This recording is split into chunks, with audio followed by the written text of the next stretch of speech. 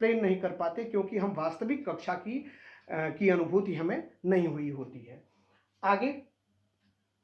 शिक्षण कौशल पर पूर्ण अधिकार प्राप्त करना, यानी जब छात्र बार बार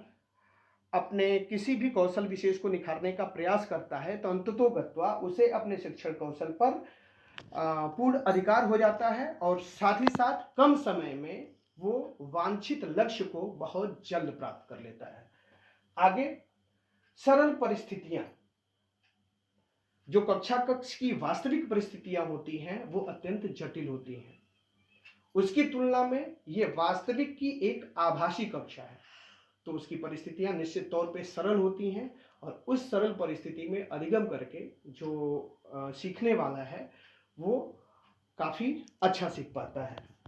और अंतिम पॉइंट वो है व्यक्तिगत विभिन्नता पर ध्यान दिया जाना। छात्रों में व्यक्तिगत विभिन्नता होती है, तो छात्र अपनी व्यक्तिगत विभिन्नता के अनुसार किसी भी कौशल में दक्षता प्राप्त करता है।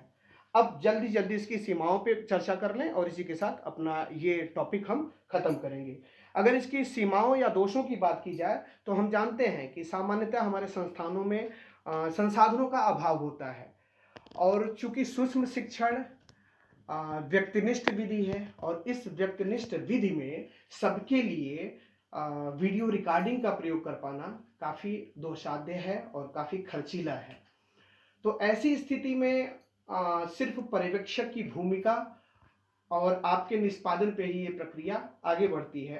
अतः ये काफ़ी अधिक खर्चीली विधि मानी जाएगी, ये इसकी एक प्रमुख सीमा है। साथ ही साथ इसमें कुशल रूप से प्रशिक्षित अध्यापकों की आवश्यकता होती है, यानी सूक्ष्म शिक्षण का जो नियोजन किया जाता है उसको कराने के लिए जो पर्यवेक्षक हों या जो भी उस कार्यक्रम को आयोजित करने वाले हों, उनका कुशल रूप से प्रशिक्षित होना काफ़ी आवश्यक माना जाता है, और ऐसे अध्यापकों की कमी है, और इस कमी के कारण हम इस प्रशिक्षण को काफ़ी बेहतर ढंग से नहीं कर पाते हैं विभिन्न संस्थानों में, तो ये भी इसकी एक प्रमुख कमी है। हाँ, और एक बड़ी कमी ये आती है कि अनेक कक्षों की आवश्यकता होती है। मैंने बताया कि ये व्यक्तिनिष्ठ विधि है, एक समय में एक छात्राध्यापक ही शिक्षण कार्य करेगा, तो ऐसे में आपकी बड़ी कक्षा को आपके पूरे विद्यालय में या जिस विद्यालय को आपने प्रशिक्षण स्थल के रूप में चुना है, उन सभी के लिए कक्षाएं आवंटित कर पाना और सूक्ष्म शिक्षण की प्रक्रिया को संपादित करा पाना, ये एक कठिन चुनौती